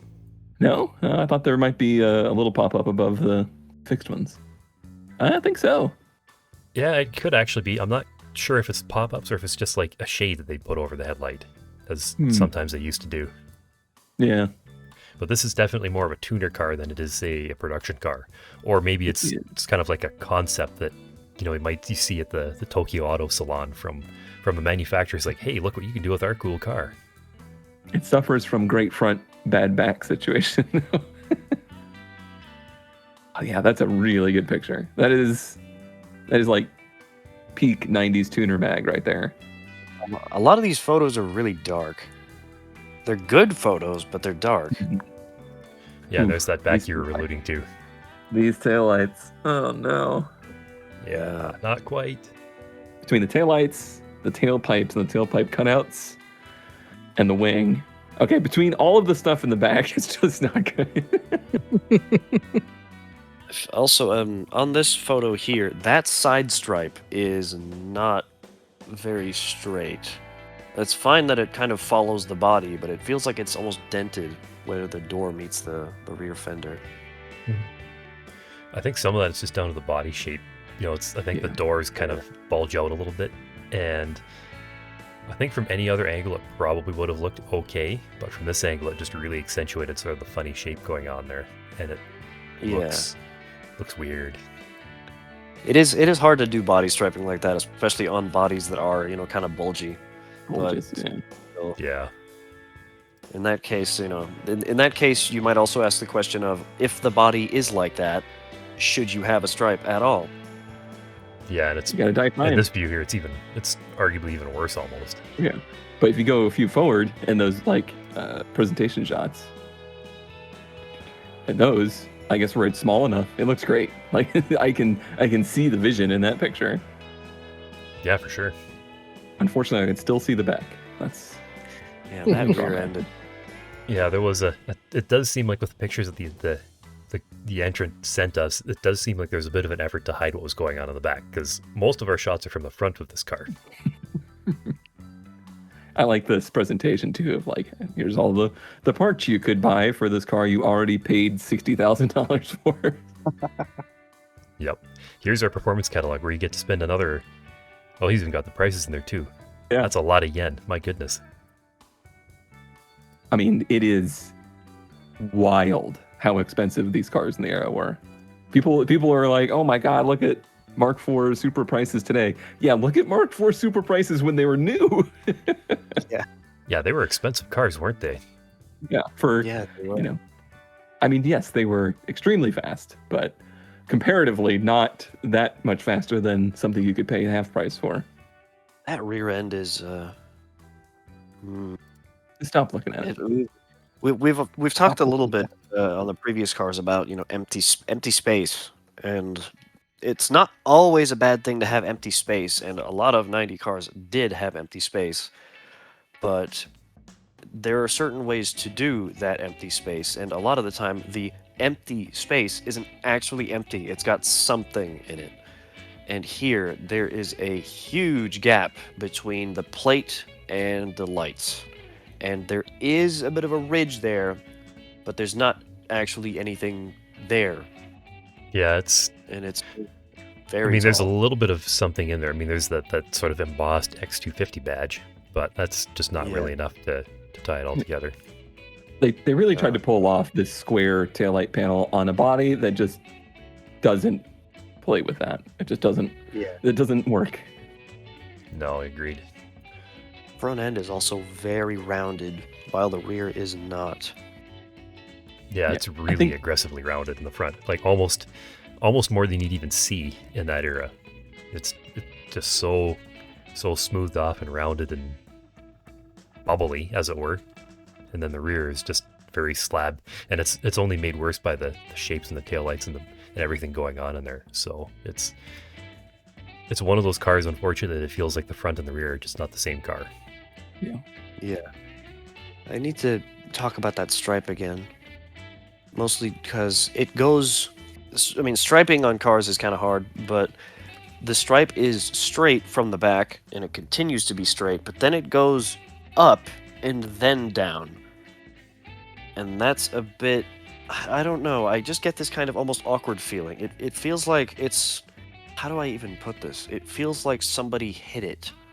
It feels like somebody took a hammer to the front of it and bent it like a pole. You know what it looks Hey, like is that somebody built a, the oft-seen thing in 3D design is somebody made their design and then they stretched it. So they sort of pulled on some of the vertexes and whatnot, and now everything's all stretched in a bizarre kind of way. No, I was gonna say my main thing is that after putting the stripe on the car, because of course the pictures had to be taken, it might have retained more points. The person might retain more points if the stripe wasn't included, knowing that it looks like that. Because a lot of the angles are, kind of hiding the unfavorableness of the shape of what it takes around the flares of the fenders and such. Yeah. Yeah, that's I think a good if point. if the stripe started at a higher point, and then instead of going up and then down, if it only went down, that would have probably also done it better, and it probably would have avoided the bulgy rear fender as well. Yeah, I agree. The stripe could have been used, as you said, to actually kind of hide some of these shapes rather than unfortunately accentuate them. So definitely, yeah. The idea is great. The execution just really isn't there, unfortunately. For all that there's some good ideas here, and as much as this car was featured on our socials, I think this one's going to have to probably be a 6 for me again. I think I'm gonna go with a 5.5 for this one. I think I'm gonna go with a 6.5, mostly based on the fact that I really like this front end, and I like all the ideas that are here, but among the stripe on the side and the rear, it's a car with a lot of really good ideas, but I don't think it quite hits the mark on all of the ideas. I really, really like the headlights. I really like the panel between them. In my mind, they are like those half pop-ups, which I really like. I actually quite like the stripe. I like the idea of the stripe, maybe not the execution, but I think the idea of the stripe is very good. Unfortunately, I had to look at the back for too long, and my score is a 5 to reflect that. Yeah, that back is a bit unfortunate for sure. It really does hurt the build overall, sadly. Yeah, with this car, with its all the sort of oddness hidden away as it is from this build here, or this shot, sorry, It is a fairly attractive car. But Yeah. knowing what we know, it's hard because this front end, and from this angle here especially, it's so nice. But the rest of it's just, I don't know. Yeah. And this is how you can win, just off of the photos you take and what you submit. Because if they had submitted just photos like this, we probably all would have been way higher.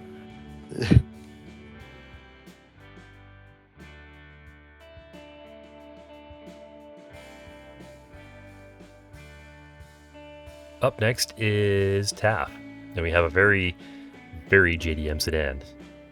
One guess what this is based on and inspired by. Yeah, no. Yep. Can't pick it out. It's a very Even well the done color. car, I have to say, Yeah. overall. Yeah. It really But is. the problem is it's Uh-oh. a little bit too close to the real world car. You Yeah. know, a very gallant effort, I'd have to say, overall. You like that?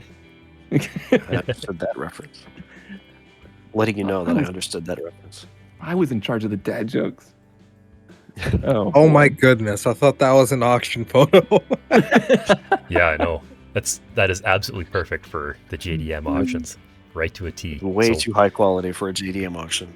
Yep. Barely at a JDM auction, you should barely be able to tell what car it is in the photo. It's so pixelated. Take some Vaseline and smudge it over the lens real quick. Yeah. Yeah. Yeah, I love this picture. It is, as you said, way too high resolution, though, for a proper JDM picture. It's supposed to be like 120 by 300, and then buried away inside the great big comprehensive auction report, which is probably falsified, of course. Of course, yeah. TAF apparently built a full scene for it and everything. So, well done for the effort with that. I mean, yeah, everything effort-wise here is amazing. The car is incredibly detailed. There's hardly anything to see that's like not perfect about it. It is an extremely good, faithful recreation. And that's really kind of my only knock against it, is it's so close to a Galant as it is that it just feels a little bit too much like a replica build, which, I mean, that's fine to do those, but is it really something we want to do in this competition? I don't know. Not a question for me to necessarily answer. That's a question for all of us to answer. I like the different specifications of it in the photos. Like, it's got some different wheels, it's got some different paint colors. It's nice. Mm-hmm. Yeah, it is nice when you have sort of different specs of the same car. And I should mention to people who are thinking of doing this sort of thing in a challenge in the future, that if you're going to have two different cars in your entry, this is the way you want to do it. You don't want to have sort of, one car that's, an absolute base model car, and then something that's completely just totally out there, like a ridiculous tuner car, or, it's nice that they are tied together and coherent, and you can see the relation quite easily. We saw that one in the slideshow in the beginning. There was just so many different, wildly different versions of the same car that it was too hard to understand what they were actually trying to make. But this just shows the range of what it could be. For sure. And all the pictures have the perfect 90s crank the ISO, get all the detail to them. Yeah. Here you can see what we saw in that sedan earlier as well, where the little door bumper stoppers kind of stop right before the doors meet so that they don't hit into each other. It's tiny details like that I love. Mm-hmm. So nice that's included. Yeah, exactly. That's all those little details are what makes a build feel really believable.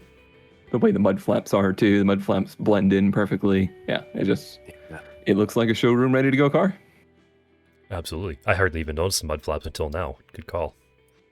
I like the very subtle side skirts on that kind of follow the front bumper. I kind of wish they continued along the side. Maybe that's a trim thing. We could see it in the other photos, I suppose, because the front end has like this slight lip on it, but then the side skirts are black. It looks a bit odd. I don't know if it's black or if it's metal or chrome or something. I think it's black, and that's actually a detail I really appreciate, because the 90s they were very obsessed with rock guard on the lower panels underneath the car, and that's what it would usually be, either just like really crummy body color or black, and that's just a really nice detail. It is a good detail. I just kind of wish that it followed either all the way around the car or otherwise, in some way that was maybe a bit more cohesive. Because right in this photo, it's got a really low front bumper and a really low rear bumper, and it's really tall on the side because it's not actually tall on the side, but it disappears. Yep, I think the thing we all have to judge on is the creativity not being there. A detriment to what is a spectacularly well done car. It really is, yeah. Yeah, it's something I'm mulling it over in my mind right now, and I'm really struggling with that right now because it is an excellent build overall. It's very, very well done, but it's just so close to the real world inspiration that it just doesn't feel really all that unique. But I mean, you can't fault the creator for the very, very well done design overall and very well executed design. I even kind of just noticed, not only is there a cutout in the side skirts, but it's even like the just, how would you describe this? Like it's just pushed inwards so that it continues that side skirt or like the door bumper guard. Yeah, that's very. Yeah, I don't know if there's a zoomed in picture of that, but that's some good detailing there. I think that's about as close as we're going to get to a detailed shot of the side. But yeah, it's a very subtle body kit. Oh, you can see it's got some headlight lines here. That's nice. You can just barely make them out. Some horizontal lines across the headlights. Yeah. Yeah, that's a design language I really miss. It didn't last very long, but it was cool when they were there. I appreciate the fact that you can see through the grill here. You can kind of make out what's behind it. That was a thing for a little while as well. Yeah, exactly. It's and you can actually see, as Taff pointed out, you can actually see the radiator behind there too. So there's actually something there that's believable. So that's a nicely captured detail. I love doing that. I do that in like all my cars. Always got to be able to see like just immediately what's behind there, even if it's just a radiator. It adds a lot of depth. Quite literally as well. Also, one tiny detail that I did see on the back of it, there's a tiny skirt on the back bumper at the very bottom. It's very subtle, but that kind of stuff as well just gives it a little extra depth. Yeah, definitely. It's just that nice little touch right at the end. Quite literally right at the end. So what are we thinking for scores? I'm going to give it a 6.5, I think, just because it's an excellent design overall. Like, it's very well executed in terms of its technical design, but in terms of the actual overall design, it just feels too much like a replica, unfortunately, for me. I think the build is a 10 out of 10, but the creativity is a 0 out of 0. And somehow in my head, that brings it to a 7.5. Don't ask me how. Score I think weighting. I'm gonna go with a 7, basically for the same reason. It's incredibly well put together. There's so many small details that I like, and I may or may not also be guilty of making cars that may or may not look a lot like the real life one. So I feel it. I know how it is, and I do like it a lot. Yeah, I mean, we've all been there. We've all made replicas like this, so it is what it is. Yeah, I think just for the parameters of the challenge again, and not to devalue everyone else's work, pretty much coming straight off the dome for everyone else, and this one being I guess an interpretation of what you know, a more favorable Gallant would be. I would have to starting off with it being a Gallant, I'd give it the 5, and then for their work, I'd probably add another point on that to give it a 6. All very good points.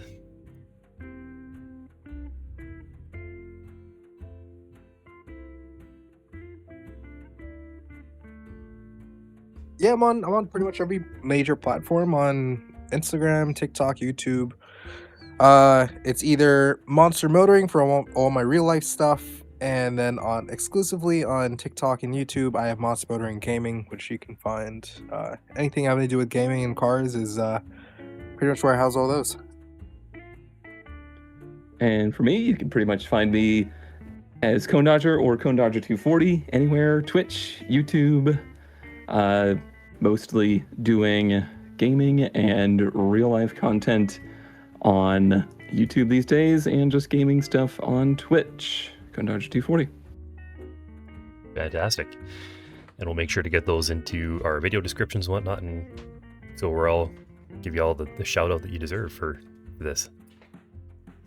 And pay for our very expensive JDM cars. Thanks Yeah. so much. Very expensive habits, that's for sure.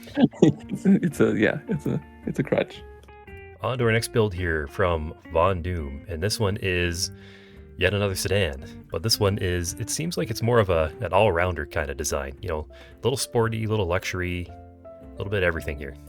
The offspring got a hold of Dad's old Luxo JDM car. Very sharp. Yeah. Sharp, yeah. Really sharp. Watch your ankles. Yeah, you remember that ballroom dress style I was talking about earlier? We get a little bit of that here. Yep, just a bit. This one's got lots of magazine style shots. Really cool stuff. Yeah. I feel like maybe I don't want to open with criticism because it's a really nice car, but I feel like these wheels are very soft for what is a very sharp car, at least with the body kit style. I agree. Yeah, with the original, like without the body kit stuff on it, these wheels would have worked fine with it. But with that stuff, very out of place. Yeah. With that Yeah. said, though, this is really cool. Especially with, these photos, especially this right here, this works really well, just both as a car and as a composition of photo. The color is nice.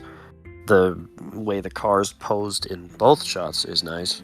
Background's good. The car pops. You immediately know what you're looking at. Yeah, agreed. It's interesting though, because I can see the real world references for all of these cars. That, you know, for the front and rear styling and the inspirations going on there. So it's kind of fun to see them put together as such. This one it sits kind of bizarrely in between like a full luxury. I don't think it's like crown status, but maybe more like top end line of the main manufacturer status. And then I think the body kit stuff kind of, I don't want to say it clashes, but it just doesn't feel natural to the design of the car. Yeah, this doesn't feel like a manufacturer body kit. This feels like somebody else's body kit. Yeah, I see what you mean. Yeah. Yeah, like pieced together. I'm not sure if I'm mistaken in saying this, but this also looks like a really big car. Like this looks like a full-size sedan, basically. Yeah. It definitely does look like it would be a full size with the design and its inspirations and all. I would say it's probably a full size, but I hope we'll get an answer. Definitely Full looks like size, big engine, 4-speed automatic, very slow. 4-speed automatic is real. The amount of JDM legends out there that you could get with a 4-speed automatic is sickening. I was trying so hard not to say Toyota Chaser earlier. Again, I don't usually like comparing automation cars to real cars, but I'm getting so much Chaser out of this front end, especially.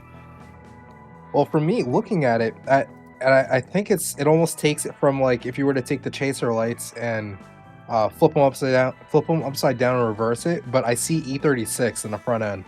Yeah, I could get you there.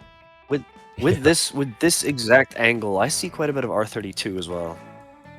Oh yeah, for sure. I mean, I think it's a really good blend. I really like it's not, it doesn't suffer too much from like the Gallant situation where, you know, it's not a uncanny valley. It's got its own look to it. Yeah, it kind of blends so many things that it ends up kind of being its own thing, and it kind of works. Yeah, I didn't really want to point out the inspirations too, but like everything you guys have pointed out, and there's more here too. The more I look at it, so it's definitely its own thing, but you can definitely feel a lot of the real world inspirations here. Yeah. These wheels gotta go though.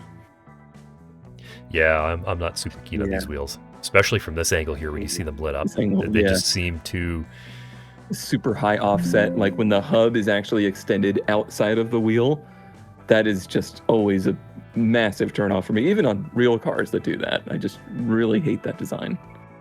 Yeah, I think that along with we saw the inspiration in the comments here, and the Chaser 4V or the Spec V, the TRD one, it has a body kit as well, and it still has these like very soft wheels, but this body kit that's on this one is very, very sharp. It's got like really, really slanted bottom parts. Especially, I mean, you can see in this photo on the bottom there, on the wheel hub with the front wheel, that's really sharp. That's very slanted, and it ends up being really sharp. And that goes kind of against the wheels, because they're so much not that. Same thing with when you start looking around the car. I mean, the edge of the tail lights is very, very round. The roof line is very round. There's so much roundness, but then the kit is so sharp. I'm not quite sure. Yeah, it does kind of throw a bit of conflicting messaging from its styling a little bit with the wheels. Like the kit is really nice and, you know, it's probably about as aggressive a body kit as you'd see from a car coming from a factory. But then the wheels are just wheels. Here's the wheels off the weedy 2-liter inline-6 version that makes 130 horsepower on the top luxury / performance trim of this car. Yeah. There's a lot of cars. I mean, a lot of cars did do stuff like this. You'd have kind of like a top end, like sporty option from either an in-house tuner or some hired tuner from elsewhere. But a lot of the time, they wouldn't be quite as sharp as this, because it was still the 90s. There was still some roundedness, especially in edges.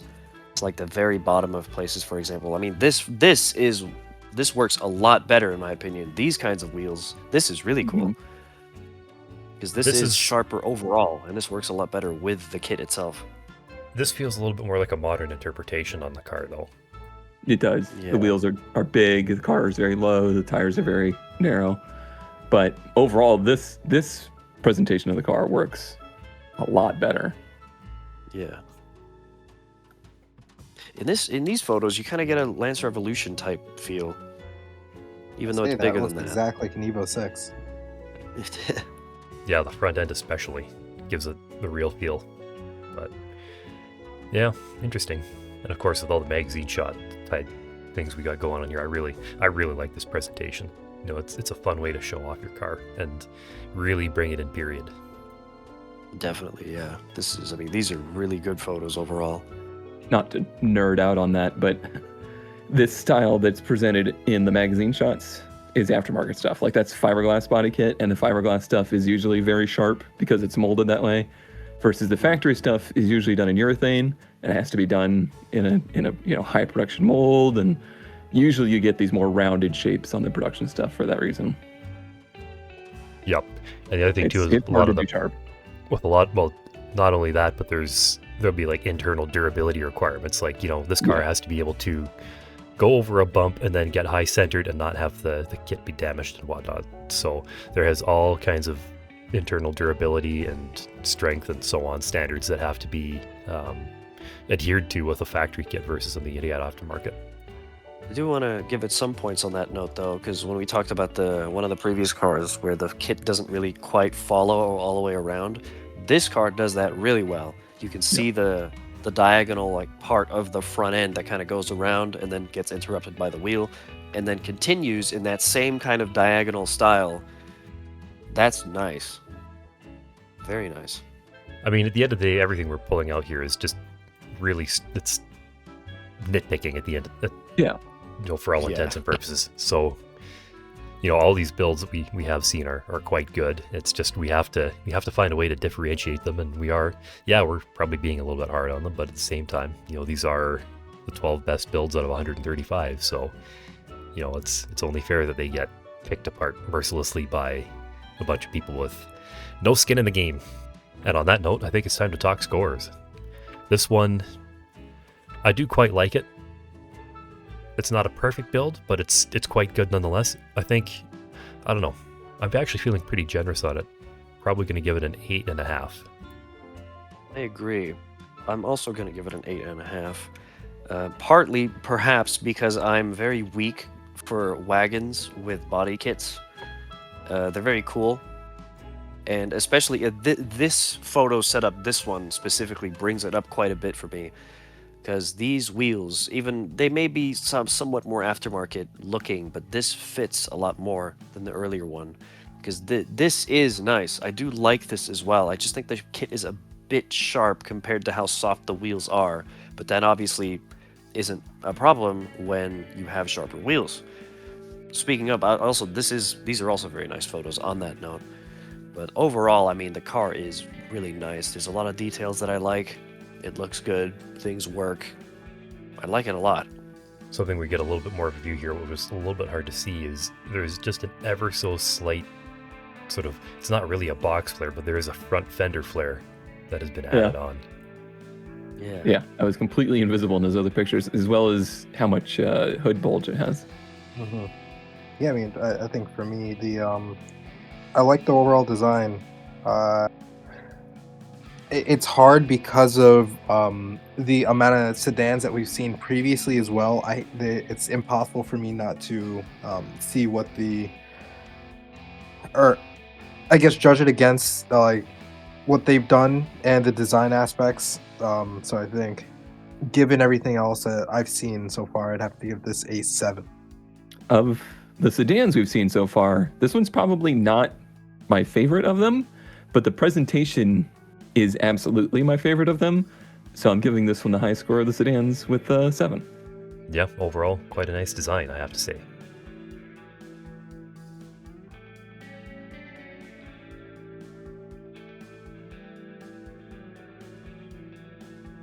This one is from Yuri Bread, and it is at least what appears to be, at least from the initial look, is a sport compact car. The only one we've really actually seen in our finalists so far. Shocked. Literally shocked. Like, that's what I was expecting to see a lot of these. I mean, that is the staple of the 90s JDM car, is a sport compact coupe, and we've only had one of them. So far from what I see, it's quite good. We got some different specs as well. Oh yeah. That's a big cannon out the back. Sure is. If your muffler, if your exhaust tip doesn't have more displacement than your engine, what are you doing? What are you even just doing with your life? If your car doesn't have red lettering somewhere, what are you doing? That's a spectacularly done interior. Yeah, it really is. Love that cluster. I mean, this interior has an unbelievable amount of 3D fixture work done in it. If anybody's wondering, this is exceptional. That is such a nice tack in there. That's it'd so be cool. absolutely wild to see something like this in a production car of this nature, but if it was, it'd be wildly popular too. Like, this is the kind of stuff that stays popular for years afterwards. It They really had is, something yeah. like this in like the Toyota Sora, right? With the Or the God, there was a The S2000 there was a as Mazda well. too. Yeah, obviously the S2000 I think is the most famous version of this, but they Yeah. are just always spectacular looking. Yeah, I mean, this is one of those things that they build it and then it's utterly timeless forever, basically. And then if you've ever actually used one in real life, they're just Oh, really look at not that good to use. Can we get that ad again? I want to see that again. Look at that. Wow. Yeah, that's pretty And awesome. like the wording is good, the picture is good. Front drive racing spec Grand Touring. That's fantastic. That is so JDM, it's almost painful. Yeah. Yeah. Participate in this challenge. And that's exactly the sort of thing they do too with their typesetting in Europe. Yep. We've got a few ads here. Super Sports Lounge. I love that. Amazing. Look at the tack spread over the picture. They knew they were cooking with that. Oh yeah. This kind of English, because I mean, at the time, using English was very much like a look how sophisticated this is, look how exotic this is. But the grammar was not always there in many cases, and it's kind of almost become like a thing of interest now from our perspective. It's amusing, but it's almost endearing in a way also. And it's so well done here. Like, this could pass for something real. Yep, definitely. Famously, to me anyway, the slogan when they released the S13, the 240SX, their slogan was "You come first." Just they were just singing "You come first." All right, more pictures. I need more. We have Yeah, one more more picture of pictures. this build here. So Oh, only one more? it's a fun one Here we though. go. Okay. Here we go. Oh yeah. Anybody who's of the age that Cone Dodger and I are, we all watched the VHS videos from Japan and elsewhere of all the tuner cars, and here's a screenshot from one of them. After you've watched the tape for, I don't know, 150 times and it's halfway worn out. I think we need an auction picture of this one too. Yeah. Yeah. I just want all the pictures of this build, basically. It's everything you'd want it to be. And then I'm looking at like the actual details on the car. Something you don't very often see people do is the actual, I say moonroof, but some people will say that the one that's a solid panel is a sunroof. That debate will go on forever.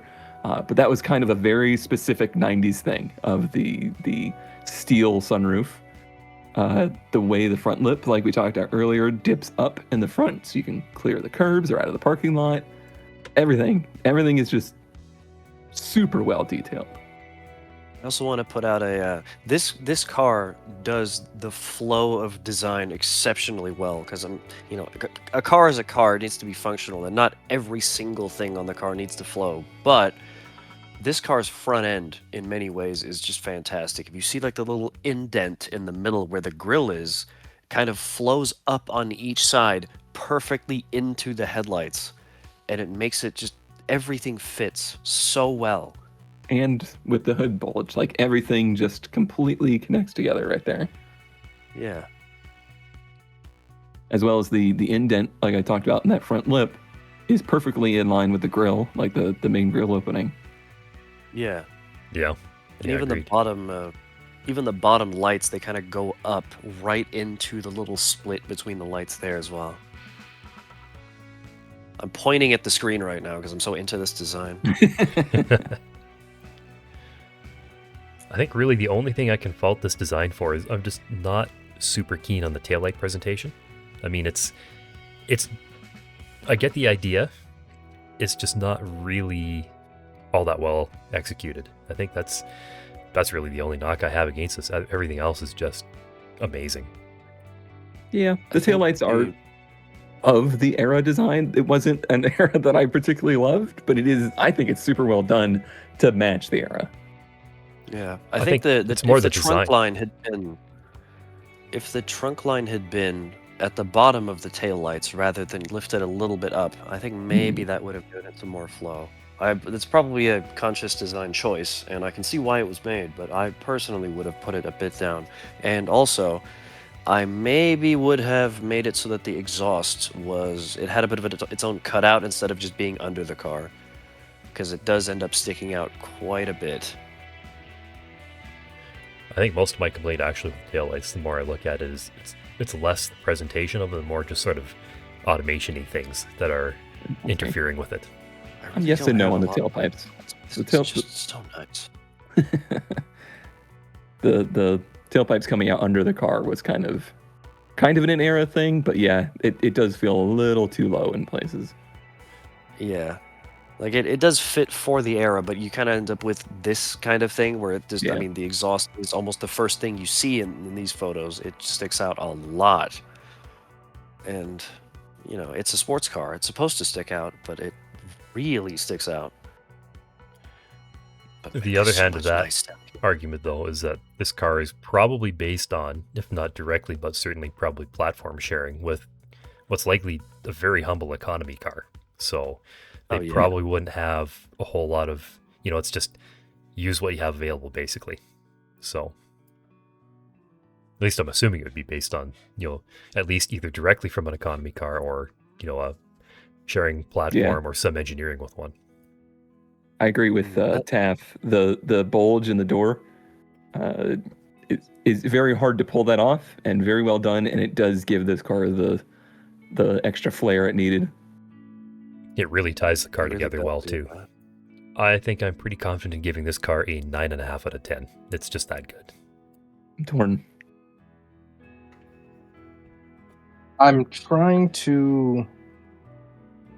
I love the whole idea of the car, the design and everything. The only thing keeping me from giving it a 9 is I'm looking at the front and I'm seeing the Honda Prelude. And it's it's like it obviously looks better in every way. And I mean, if there's gonna be a way that it looks better, it's gonna be this. Easily the best I've seen, and then the rest of the aspects. But because of that, I'm gonna give it an 8.5. Yeah, I was pretty similar. I was torn because it is amazingly well done. I don't think it is, in fact, like the most unique design. It definitely looks ITR-like. It looks, like you said, Prelude-like. It's very hard to make this kind of car not look like those, because that's just the style of the time.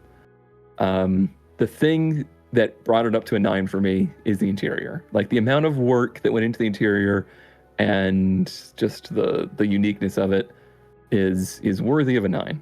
Yeah, I mean, just going back to that interior shot is just wow. Again, it's so well done. Even the materials choice too. I mean, you look at the obviously exaggerated molding on the plastic parts that make it sort of look leathery or vinyl. I mean, that material choice is just perfect. This is a massive nitpick, like just a ridiculous nitpick, but I would have moved the speedometer slightly to the right so that the numbers are in the middle, except for the whole thing being centered. Get the numbers in the middle, and then the speed in kilometers an hour can be slightly off to the side. It's the numbers you want to see. But I mean, that is a ridiculous nitpick. That's the kind of nitpick people pay big money for right there. Yeah, exactly. Absolutely. Yeah. Also, the coolant temperature is slightly above middle, and that's not a good design choice. Yeah. Uh-oh. It's got a full tank, though. That's nice. Yeah. I'm going to give it a 9.5. It's really, really, really nice. There's only like a couple things that I would personally change. I would move the trunk line down, but I can see why it hasn't been. I would give the exhaust a cutout, but I can see why it doesn't have one. So it's all just down to personal stuff. And at that point, I can do basically nothing but applaud the craftsmanship. It's near perfect. It's amazing. In the interior is just it's the same thing. It's amazing. Yeah, agreed. It does so many things so well. And on top of that, it's expertly photographed and composed. I mean, this is everything you could possibly want from how it was presented.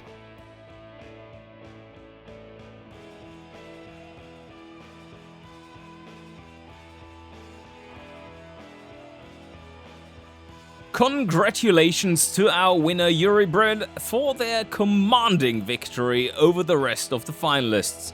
Congratulations also to our runner-ups, Ellie and Von Doom, and indeed to all our finalists. Even making the finals in this challenge was a remarkable achievement. Thanks again to all of the community participants in every stage of this challenge, and a very special thank you to Cone Dodger and Jordan for joining us for this live stream.